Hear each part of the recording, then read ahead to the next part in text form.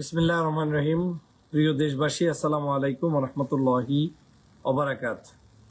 আপনারা জানেন যে বাংলাদেশ জাতীয়তাবাদী দলের আজকের ভারপ্রাপ্ত চেয়ারম্যান হিসেবে যে দায়িত্ব পালন করছেন জননেতা জনাব তারেক রহমান সাহেব, তিনি বারবার প্রত্যেকটি সমাবেশে, প্রত্যেকটি আলোচনায়, অনুষ্ঠানে বক্তব্য দিয়ে যাচ্ছেন, বারবার অনুরোধ করে যাচ্ছেন যে এই দলের মধ্যে কোনো ষড়যন্ত্রবাজ কিংবা দুষ্টচক্রের লোকেদের কোনো স্থান নেই। যারা ষড়যন্ত্র করবে, সন্ত্রাসী করবে, চাঁদাবাজি করবে, দুষ্টামি করবে, তারা এই দলের কেউ না। তাদের ব্যাপারে তিনি বারবার সতর্ক করছেন।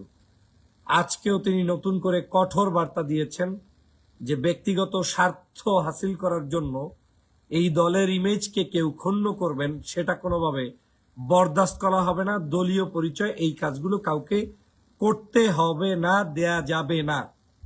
আমার কাছে মনে হচ্ছে 5ই আগস্টের পরে বাংলাদেশ জাতীয়তাবাদী দলের দুটো গ্রুপ একেবারে স্পষ্ট হয়ে গিয়েছে। এক, যারা শহীদ রাষ্ট্রপতি জিয়াউর রহমানের আদর্শ ফলো করে, খালেদা জিয়ার মতো চিন্তা করে, তারেক রহমানের কথাবার্তা শোনে, তারা এদেশের কোনো রাজনৈতিক সংগঠনের সাথে সংঘাত সৃষ্টি করবে না, অনৈক্য সৃষ্টি করবে না, চাঁদাবাজি করবে না, টেন্ডারবাজি করবে না, ধর্ষণ, হত্যা, নির্যাতন, কোনো অপবিত্র কাজের সাথে তারা জড়িত হবে না, হবে না, হবে না। আরেকটা গ্রুপ আমার কাছে মনে হচ্ছে হাসিনার গ্রুপ।